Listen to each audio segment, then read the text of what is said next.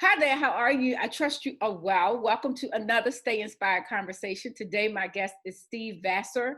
He is a spin master and has been doing some masterful spinning on Twitter live, which has excited me so much that I needed to talk to him about it. Let's hear what he has to say. Morning. Good morning. There he is. How are you? Wonderful. I am wonderful and I am doing even better now that I get to see you.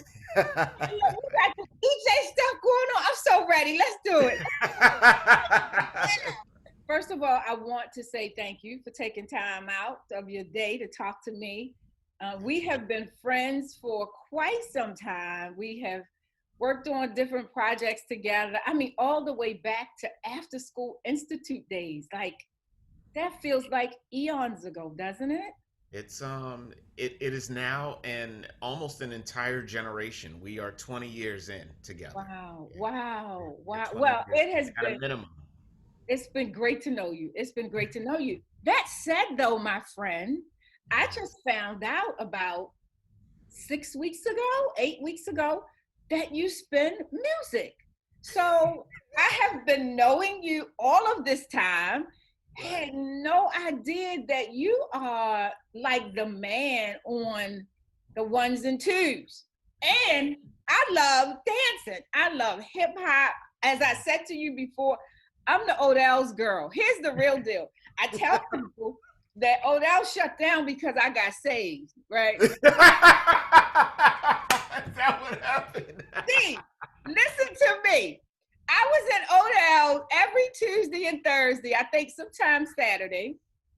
Sometimes, right. Sometimes Saturday. Then I got into God, started going to church to get my life together, and I stopped going to Odell's because some of the stuff that happened at Odell's I couldn't do Right. no more. Right. Right. And shortly thereafter, they announced Odell's was closing. So I said, God hooked the sister up. He said, I'm going to take this temptation all the way away. Right. But that said, I hear you on Fridays and I go all the way back there. I just, sometimes I'm in the house, I'm working, I'm editing a book, sometimes I'm folding up laundry, but you make me put it all down and get up in the middle of the floor. I want to know, where did the DJing come from? Is this new or is this something that you have done before? Yeah, so it is a long story, but we don't have all the time in the world. So I will say to you that really it started in high school, and I was really bad at DJing. I mean, really bad. I had probably the worst equipment people could have. Um, that they could sell because it was cheap and it wasn't very flexible, but it allowed me to at least play with records. And I've always loved music. I grew up in a family where my mother loved to dance and my father loved music and had an extensive music collection that ranged from everywhere from classical records, and everything from classical records to like Spanish records to Haitian music because my parents are Haitians, and so there was just an eclectic sort of internet, a global sort of sound. We had African records in the house. The one thing my parents didn't allow, which of course takes me to hip hop, is they did not my father did not allow hip hop. Specifically, he called it that rap crap. He was like, that's a fad, that is not music, it ain't coming in this house. And one of my favorite uncles gave me a copy of the Sugar Hill Gang record, like a 12-inch. And as soon as my father saw that record, he took it, hit it. I didn't see it again, actually, until maybe a few years ago when I was helping him clean up the basement. I ran across that Really? copy of the record because he was adamant. But he loved music. And so I grew up around music. As far as I'm concerned, it wasn't just the music in the house, but certainly the music that was on the radio. I'm born and raised in D.C., even though Baltimore trained me. And growing up in and around DC in the 70s, You had go-go music, you had R&B, you had the Philly sound, the LA sound, the Detroit sound, the Motown sound. You had AM radio popping. When Kathy Hughes was just coming into her own in terms of WHUR and the Yeah. Quiet Storm. Like I grew up on all of that. So Wow. for me, um, I mark time through music. Like Okay. my memories are attached to songs. I can tell you what was playing or if a song comes on, it immediately ties to a memory for me. Hmm. And so that lays the groundwork for the DJ. I get some equipment in high school. I'm bad at it. It doesn't really help me or anybody else. I then go to undergrad at Morgan. Shout out to the mighty Morgan State Bears. Yeah. And Yeah. I step on the campus of Morgan State University, and this was the summer when, in 1990, we're coming out of Public Enemy. We're coming out of the unrest that occurred in the 90s around stuff happening on Howard Beach and with Tawana Brawley and with all of these other names from that distant, not so distant past, right? And you think about all those controversies. And I was also coming into my own black awakening. And I step onto this campus called Morgan State University, and I will tell you the very first time I heard Crystal Waters' um, song, She's Homeless, la da dee, la da Yeah. da. Yeah. There was this guy from New Jersey, and I knew he's from New Jersey because he had New Jersey plates on his car. He had a red BMW convertible M3, not convertible. It was a coupe M3. He had torn the back seats out and put speakers in the back seats. Really? And he was getting ready to make a right turn onto Hillen Road off of Cold Spring, Look and he at this had that crystal song clear playing. memory. Look at this. The song was playing, and I'm telling you, my knees buckled when I heard that record. Because I was like, first of all, this is crazy. Second of all, this can't be life. Third of all, when can I go play that record? Where do I go find that record to play that record? And so I DJ during undergrad, but nobody knew me because I was bad. And so in Mm. Baltimore, I wasn't a great DJ, but Yeah. I got a chance. I was fortunate enough to connect up with DJs in the area who taught me house records. They taught me how to beat match. Who told me where to go to buy records, how and when to buy records when there were record stores in Baltimore City and around the county. Hmm. Um, and they said these are the places where you go when you go. They let me carry their records into parties. Um, they would never let me spin the hot part of the party. I either had to spin at the very beginning for like 2 minutes, or they would let me spin at the very end after everybody was about to leave for like 5 minutes. But that's how bad I was. And so I would practice, practice, practice. I would carry equipment, hope I could get on, hope somebody gets sick. But that was always underground, right? So I was spinning in like nightclubs and bowling alleys and whatever, Wow. um, wherever I could. I got married, met my first wife at Morgan State. We got married in 1995, and then in 1996 went to grad school in Cleveland. And I had basically three goals while I was there. One was to get my master's degree. Okay. The second was to be able to spin on the radio and in the clubs, to be just big, as big as they could get. And uh, on the way to all of those goals, my first daughter was born, and frankly, I DJ'd anywhere and everywhere I could, anywhere and everywhere. Like if if it was gonna be some music, I'm talking about some of the most um, probably ratchet, as the young people would say today, the most ratchet places you could think of. I was in there. Like, Wow. yeah, we doing this, and this is And gonna so be crazy. how did you come to find the places that people tell you about them, or was it a luck Yeah, of the draw? Okay. it's word of Word of mouth, and mouth. it's Okay. also I was fortunate enough to run into a club owner in Cleveland who one of the most fascinating black men I'd ever met in my life. He said, listen, Steve, work will make you better. The more you do something, the better you'll get. And I know that you're trying to, you don't sound as, you don't, to him, I didn't sound as good as some of his other DJs. Let me set it up for you real quick. He had a nightclub where there were two rooms. Okay. There was a small room and there was a big room. Okay. And of course, the big room could fit a few thousand people. And he had his marquee DJs in that big room. That room had lights. It had a whole lighting system. It had the best sound system. Just everything about it was top notch, and it was Mhm. set up for that top notch guy. That's where they did their VIP service, on and on. The smaller room was really just the place, was really just the holding space for the big room, Okay. right? So if people wanted to come over there and kind of, bun up and talk to their soon to be boo, whether it's for the life or for the night, they Right, would come into right, the right. small You took room. that right out of my head. Right. They would come to the small room because there wasn't as much going on. Right. And he said, "Look, this will be your domain. You gonna make it.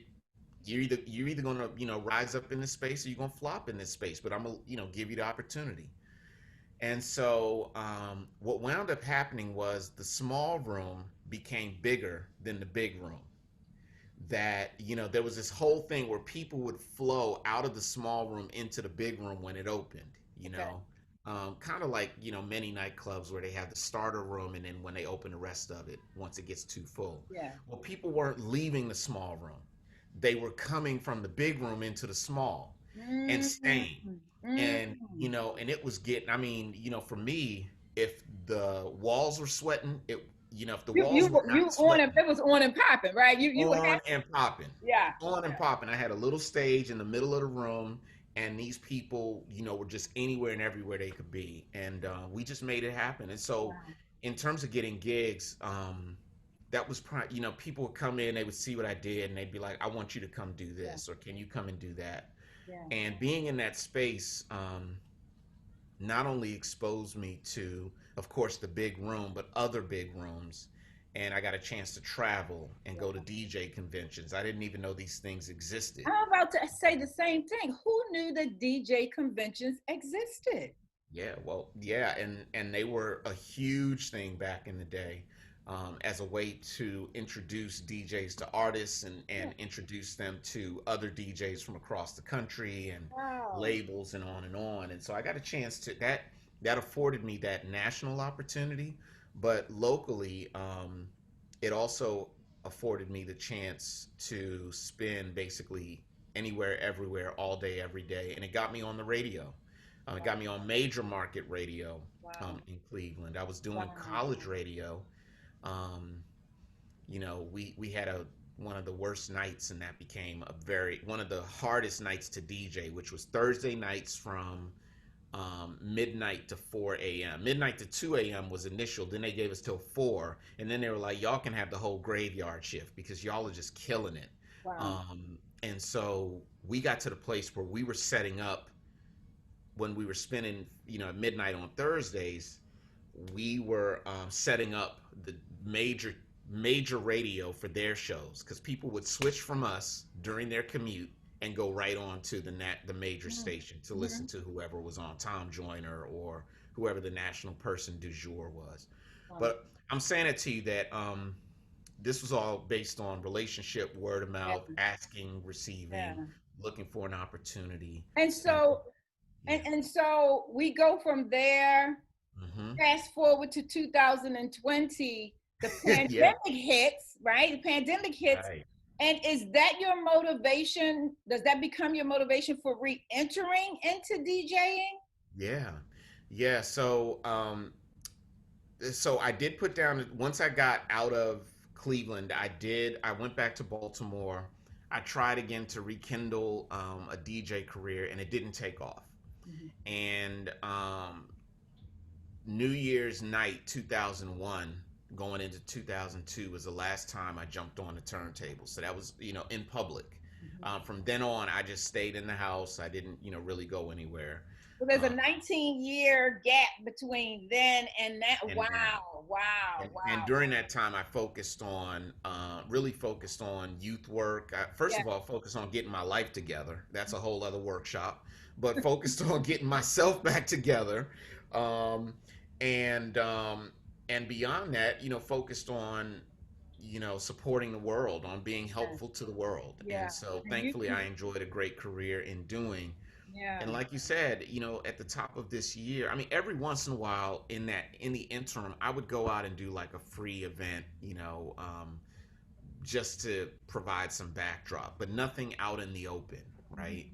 Mostly it was in the house. I would annoy my wife and the dogs and sometimes my daughters because, I'm just in there just, beating up records. I'm playing records and, just just for my own enjoyment, pour myself a drink and Mhm. spin, Mhm. and do that for a couple of hours and do that. But the pandemic hit and I was in I was in a job that was a pinnacle job for me that ended, just before the pandemic hit, just as the pandemic was really starting to take hold.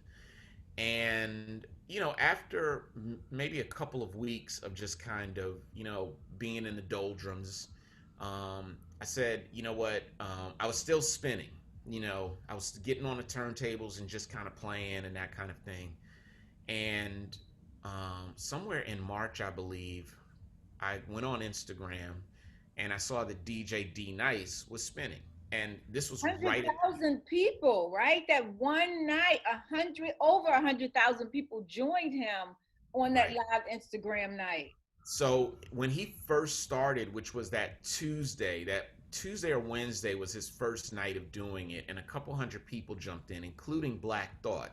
So Okay. I actually credit Black Thought of the Roots with the whole naming. He's genius at a lot of things, and one of the things Black Thought is genius at is naming things. Okay. So he was the one that called it Club Quarantine. Oh. Black Thought was. Black Thought was the one that called DJ D Nice Quentin Quarantino. Like he was the one. And it was him and like a couple hundred people. That was on like, let's say Wednesday. Okay. Thursday, there were like 500 people. Friday, there were 1,000 people. Saturday, it just like Went off popped. the There hook. were Yeah. 150,000 people at the peak on Yeah. that very first Saturday. And Yeah. so it was wonderful. I was inspired. Yeah. And How could you so, not be? And he was right. so inspired as well because Oprah came on and Michelle Obama came on and Ellen came on and Whoopi came. It was Yeah. like everybody that you could even think of came Yep. through that night to hear him. So as a DJ, I could only imagine how inspired you were. That's right. I was super inspired and I loved and I still love the fact that people, the energy he gives is so calming and he provides a soundscape that allows people. What they did was they escaped into the club with him. So you see people like, oh wait a minute, it's packed in here. Somebody get me something from the bar. Somebody Yeah, tip the DJ. Like yeah. it was an entire scene, Virtually, It was virtually, a right? virtual scene, and what I loved about it was the escapism, and that people though, and it also speaks to Black people. My analogy to it is what it must have felt like to be in the fields, Mm, singing about freedom. It mm, was, to me, this was a digital version of the field songs where there's a call and response, right? And mm, he's not control. All he's doing is providing a soundscape, but the people are bringing the party. They are the party, and he's just he's feeding them, and they're feeding him, and it was beautiful, and just the man's ethos, and folks were like. He was changing his hats every hour. He'd go get another hat. And after 7 hours, he done ran through all seven hats. But like that's okay. That is right, okay. right. We're here Absolutely. for it. Right, right. And he's Because got a whole people are still rocking with me, so I'm just rolling. And I love that he said it started in his kitchen as just him and his boys just kind of something to do and spiraled out into this the world. other thing. When you're spending on Fridays, do you feel our energy coming to you like we feel you coming to us? So it's hard because of the platform, right? And what I can feel it through the comments. So the way that I know, there are two, sort of ways that it comes to me. One um, is through the comments in the thread. As people are commenting and they're liking or they're throwing up emojis. I'm like, oh, okay, we're on one. All right, great. Mm-hmm. Because yes, a DJ feeds off of the energy of a Right, crowd. Any right. performer feeds off of the crowd energy, right? And knows like Have they hit a chord? Have they struck a chord? And should they stick with it, which means you're in a groove now, or do they need to continue to find where the crowd is? And the challenge is my crowd is relative. My tribe right now is pretty small, so it's all comments, and that's how I live. So yes, when the comments are coming in and people are engaging with each other, I'm like, oh, this is so dope because now community's being built, and Yeah. all I'm doing is providing a soundtrack. But I tell you, in what's there's two interesting things. One is when folks email me or when I get to talk to them, and they're like, Steve, this was you have no idea like this what this did for me. And for me that is one of the best paydays one could ask for, is Yeah. that you just created some escape, some respite. People are, as you know, they're carrying some really heavy loads. That's right. And some of it is what I'm trying to provide for them is, if nothing else, a 90-minute or 2-hour escape, Yeah. through this portal into another place. Let's transport together. Like, let's go to the beach. Yeah. We may And not be able to can I literally. just please say that the importing of the videos and the visuals really, because you have this theme every week, and then to enhance the theme along with the vibe, it are these videos, and you're I mean, you really take. I mean, you got people playing with fire hydrants in the street, and just like, oh my goodness, he has taken this to a whole nother level. So what inspired you to incorporate those kind of images? Yeah, it's where thank you for asking that question. It is where it's kind of boring just to look at just me, right? I don't look as good as like a D Nice. I'm not cute like D Nice. D Nice is easy on the eyes, and he's not wearing a wedding ring. He's not married. So, like he got an entire thing happening. Like people are over there like, nah, not you, me first, that kind of thing. You going That's to all right. get You it. got Lori at home saying, baby, I got Right. you. You look good to me. I don't know what you're talking I'm telling you, Lori got some king threats, and so she keep a good, she keeps a good threat, and so what's interesting was I said, it's not as visually exciting when I look at the playback. It's not as visually exciting to just have like a static image, one camera on me. Okay. So I started looking around. So that's where it began, Okay. and I saw that there were other DJs who had different scenes going. So I'm like, well, how do you do that? Lo and behold, there's technology out there, and even better, it's free in terms of getting the technology. Where it gets costly is in your time to learn it.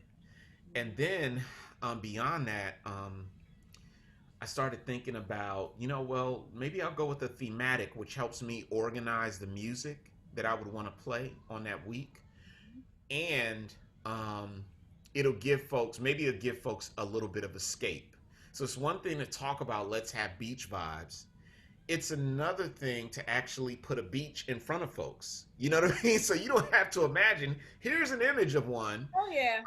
and that's how that came together. And so for me, it really is about how am I feeling that week, you know, and during this pandemic, it's been hard to go to themes that are fun. It's hard to turn on and Is kind it of be really? fun. Is it Yeah, really? because you know that people are dealing with death. They're dealing with trying to keep the lights on, trying to keep a roof over their head and keep their families fed. And those are very heavy things. They may not at this point they realize they don't like their job, but they have to keep their job because the alternative is much worse. And I'm providing, again, just a couple of hours of escape. So for me, that makes it hard because I know that I can't be all chipper when I know that someone has to bury a loved one Well, or can they I just themselves are going to change. let me just be a voice here. Mhm. We need what you give, right? I hear everything that you're saying, and I feel that. I completely understand it. That's a part of the work I do with my clients. At the same time, I will tell you the relief is that we get to come on Friday. We Some of us living for Friday. Some of us are living for Saturday when it's the next DJ, because in the midst of the heaviness, you need something very intentional to lift the heaviness, even if it's for 15 minutes on and it's not even just your music, Steve, it's your smile. It's you shouting us out because Steve sees me. You talk about whether we're out there or not. When you call our names on that loud mic and it vibrates all through Twitter, it's like, yes, he see me. He know I'm in the house. So please don't underestimate what you do for us. And when you go from go-go to hip hop to Jamaica, and you take us to all of these different places, because I've messaged you and I've said in the chat, that just took me here. That song just made me think of this. That's right. So you're lifting us out of this I'm tired of COVID mode to thank God for Steve. Thank God for just to go back down memory lane and not have to only sit with the pain of I got another Zoom after this, right? So please know that you're doing a huge, huge, huge service to us. Well, I appreciate that, Mischa, and I do, and I'm humbled by it. I really am, like to the point of tears, because it's what I would hope. It's what I get out of music. Music is my medicine. When I need to, I've been trying to slow down myself from doing like a Sunday slow jam service late in the evenings. Why Because not? like, well, because it could really go places that I may not need to go. It may dredge up a memory that will definitely have me sitting outside versus inside. you know, and Get out there and help some people make some babies. I want to that's hear right. That's right. It'll be like, I named my child Stephanie because what had happened was on that Sunday, Yeah, that Steve Vassor had the audacity to do some Sunday slow jam stuff. That's right. We couldn't help ourselves. Hey, why not? Why not? Hey, Steve, nothing else, you be slowing down the divorce rate. That's right. That's right. Hey, so I want to know, do you have any plans beyond COVID to take this to another level, or to venture out doing DJing publicly again? So I am I'm really playing with the idea. Part of the reason we start, one of the excuses I used for starting this was to promote Leading Wild, which is a community that I created, and I thought it'd be neat to have sort of a co-branding. Let me DJ, do that in a very controlled environment, not become a full-time, or get out there more. I do think that opportunities are going to present themselves, and I have to be, now that I'm navigating and negotiating a new time and a new space, I have to figure out like what that means. So the short answer is yes. It's very likely I'll be in a public space, but I want to put some strong parameters around what that looks like. Because the first time I did all of this, I jumped all the way out of the window. I'm an all or nothing personality. I am I've got to as go, well. all the way in, and that cost me a marriage, relationships with my children, some friendships. It was very costly on the first go round, and I don't intend or endeavor to go that route again. So I have to be very disciplined about how I approach it. But That's why you hear me being 19 years later, Steve, you're not that guy. You're a whole nother man with a whole nother perspective on life. And so I can't even imagine music and DJing sucking you into compromising yourself and all that you've accomplished in that way, right? One of the things I love about you is that you are just so steady and you're principled in terms of who you are and what you do. And as you said, this 19-year stretch you've had in terms of committing to social justice and community and Black boys and Black men. Come on now. Yeah, there's absolutely no way. That said, though, tell us about Leading Wild. Tell us about Leading Wild. What is that? What do you want to accomplish with it? Yeah, so we started Leading Wild, and I say we, I joined up with a couple of friends and said, there's a community of folks out here, leaders here in the work, initially we thought about leading while black. Okay. And we thought about the idea that, you know, being black and in leadership, whether that's corporate or nonprofit, wherever you find yourself, it comes with a specific set of challenges, typically characterized by not only are you carrying whatever the responsibilities are within the job that you're paid to do, but if you're African American, you bring an entire group along with you for that ride, whether you like it or not. You represent that group, whether you say so or not. Like you to the majority world, you are as close. You're the touchstone person, and that's a lot to hold and Mhm. carry. And if you're a black woman, what we know is you're leading while being a mom or being like the matriarch of the family or the matriarchal role, as well as leading this enterprise and generating results. What I found over the last couple of decades is that in speaking with leaders and leaders across disciplines and across their wherever they are in their time span, is there's no real um, there's still a lack. There's a need for places and spaces where we can transmit and transfer information about how you do it. Okay. How do you lead with your integrity? So people would ask me, Mischa, they would say, well, Steve, especially when I was in Baltimore and then going into Philly, the good question that they would ask is, Steve, how did you get to that seat? The real question that they were asking was, how did you get to that seat and maintain your ability to say black people and not jump out the window, not have to Mhm. fix your mouth to say that I did this with community and that Mhm. I'm coming here with all of my blackness, with my black maleness intact, if you will, with full integrity. Say Mhm. it with your chest. How did you come to that space? Because I'm trying to get there. Like, I've got the job part, I can see the career ladder. What I can't see is the career ladder while maintaining integrity. Yeah. And that was a thread of a question that showed up again and again and again. And so, leading while initially, this idea was, let's focus on leading while black. And my wife, who is incredibly creative and intuitive, she said, you need to keep that open because, frankly, if you're not a wealthy white male, you are somehow trying to lead with your integrity. You're bringing a lot to the table that isn't apparent until you discuss it, and those people don't have a place to talk about it, and Mhm. they also don't have a group that's talking to them about how to do it. Yeah. So they're asking individually. There's no repository that says, "Hey, Michelle, um, these are the tools you're going to need to maintain your integrity That's right. and maintain your responsibility and grow yourself Right.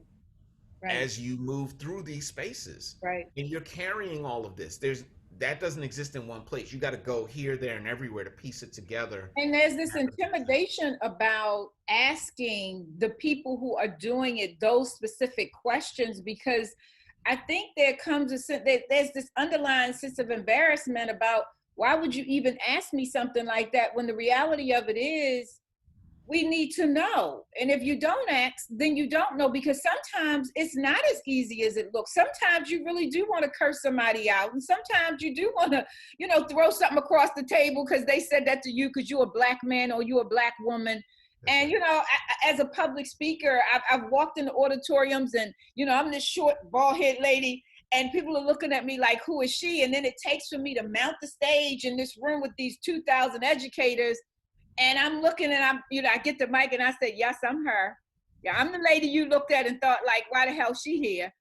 And you could see it, all the white people turn beet red. That's And it's right. like, no, she didn't have the audacity to do that. But there's something to be said about, like you said, helping people to lead while feeling a certain thing, being a certain thing, leading while trying to accomplish a certain thing, and to be a certain person. Just to be able to be successful and hold on to your whole self, That's not right. let any of that go, and not let people tell you who you shouldn't be and what you can't do. I agree with Lori. You're on to something, and there's definitely something to be and said about that. and we started it, so we started, of course, during pandemic, and the initial idea before the pandemic was declared was that most of this would happen in person. Okay. That we would bring people together for a very short, basically happy hour with a purpose. Okay. So maybe 20 minutes of conversation, to 30 minutes of conversation with the key leader, some Q&A, have some drinks, hear some music, rock out, and have a nice life, and build community in that way. And so what the pandemic taught us was that we had to bring all of that virtual into the virtual space. So that's part of why the DJing started, was it gave me an excuse to kind of use it as a marketing tool for Leading Wild, and also to build community, but also to get folks used to seeing this brand out there. Yeah. And what it's moving towards at this stage, we've got a podcast. We have 7 guests that we've spoken to, who really have focused on the idea of what it means to lead during, through, and beyond the pandemic. Okay. Okay. What's And where can amazing. we find the podcast? So the podcast is available. Our website is leadingwild.com, Okay. and you can And join us. it's WHILE, not WILD, right? That's correct. Yes. WHILE.com. Thank you. Yes, I might not have enunciated No, that. they all sound alike. They when you talk real quick, they all sound alike. Because I had to catch myself as well. Yeah. That's right. Yeah. Yep. So leadingwild.com, and then and so we have our podcast there, but they're also available on iTunes and Spotify. Okay. And you can actually download them. There are, one of all of my guests, I think, are fascinating and dope people in their own rights. We have Minda Harts, who is lead trailblazing for Black women around their leadership. Like yourself, she I think she just hit the New York Times bestseller list with her book called The Memo, which is focused on Black women in corporate America and how they navigate that space.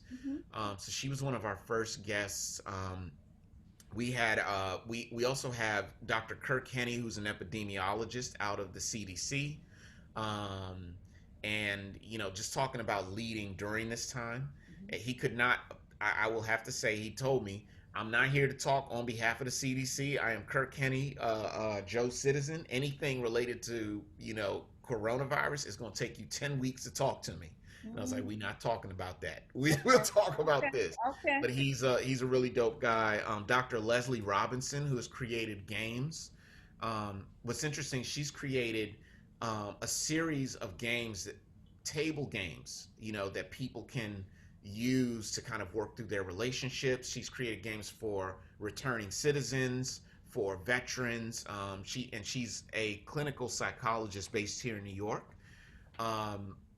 One of my favorite episodes, and frankly, it's one of 2 which have been best received, is Boomy Samuels, who is a great friend, but also a man who survived and is thriving through his healing process from a great trauma. And that trauma was, he, on his, I think, 35th birthday, went skydiving, and the parachute didn't open. And so we pick up the story from there. Wow. And it's an amazing, like, the life lessons that he shares. He shared so much. We had to break the conversation into 2 episodes because there were so many lessons. Wow. So he's an incredible, he was already an incredible human being, but it's amazing the blessings that show up, on the other side. Yeah, because sometimes, we think that trauma and catastrophe is just that. And one of my favorite movies is Collateral Beauty, and it Will Smith, and it taught me that there is some collateral beauty in everything. Yeah. If we're willing to look for it, right? That's and right. when you said that about the gentleman Boomer, it took me immediately to me skydiving when I turned 50. That's what I did. My son and I went skydiving. And, to know that I lived through that Yeah. accident free, and Yeah. here's another gentleman who did not, it makes you even just that much more grateful, right? That's So right. that said, that takes me to my last question for you. This has been amazing, wonderful time. But my last question as we wrap up is, I believe that gratitude is everything. I believe that it really enriches our life in powerful ways. Mm. What is Steve grateful for today? Wow. Um, so much, I know. so much. So I want to start by being grateful for all of these billions of cells, Mm, all co-conspiring, even if awkwardly, you know, to to allow me to just, to be, and for God putting whatever electricity, air, oxygen, the right chemistry to make that all work. Like I'm grateful for that. Most grateful for that. amen. I am grateful for technology because Michelle, like we couldn't be in a space back in the day. You used to, you'd have to go to the corner to call somebody and hope that they picked up their beeper and called you back if the Right. phone worked right. And worst case scenario, and I love telling young people this, I'm from a generation where we went to see people. Like literally, oh, you ain't gonna pick up the phone? I am at your doorstep. How are you? So I'm grateful for technology Yeah. because I will tell you before pandemic, I was really angry at technology. I was unhappy with it Okay.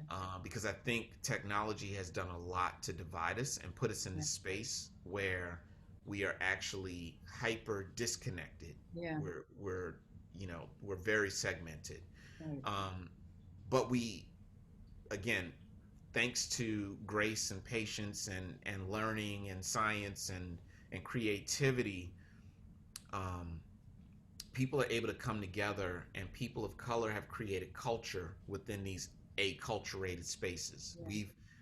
We've taken it. So I'm just grateful for that. I'm grateful for timing. Yeah. I'm really humbled at the fact that we are now 401 years since the first Africans were brought to these shores, Mhm. and that I was born in this time, Mhm. not the prior time, not the season a couple seasons ago, but in this season. Mhm. And there's something humbling about that says, okay, it's not about you. There's something, you're a wheel and a cog. So how are you? You're a cog in the wheel. So how are you, Steve, going to contribute? And just to be able to have the privilege of those thoughts Yeah.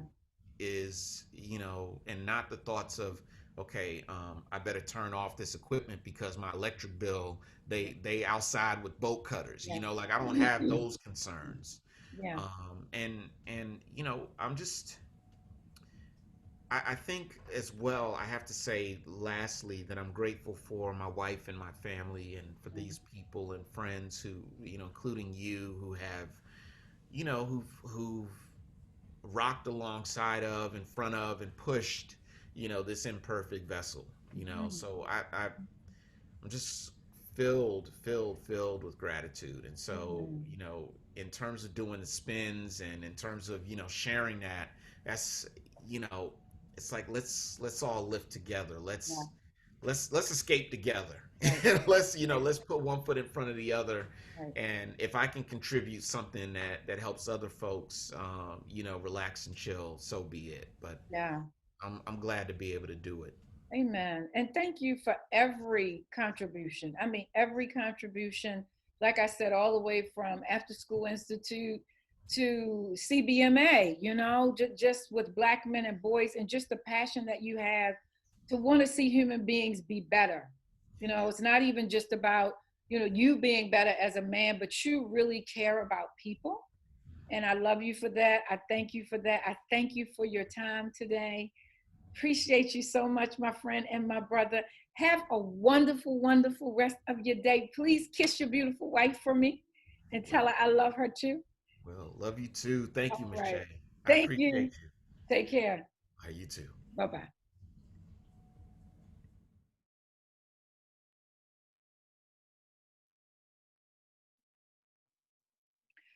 I was not a fan of virtual conversations because I'm a very up close and personal kind of girl. Wasn't a fan. And my son, James, convinced me to embrace technology, as Steve was just talking about, to have these Zoom conversations. And he convinced me that people needed to hear some inspiring voices during the pandemic. That was way back in March and April. So I started these conversations. And I'm so grateful. You talk about grateful. I'm so grateful. Steve is in New York. I'm in California. I haven't seen Steve in a minute, but to get to hear him and talk to him, and I can't imagine that you weren't inspired, because I was, and not just because it's my conversation. I love story and I love people. So thank you. Thank you for tuning in again. I'm thankful for Steve. Use your life, as Steve and I talked about, use your life to do some good in the world, and whatever small way you can. Don't underestimate what your life can add to the world. Okay? I love you. Until next week, stay safe and stay inspired. Bye bye.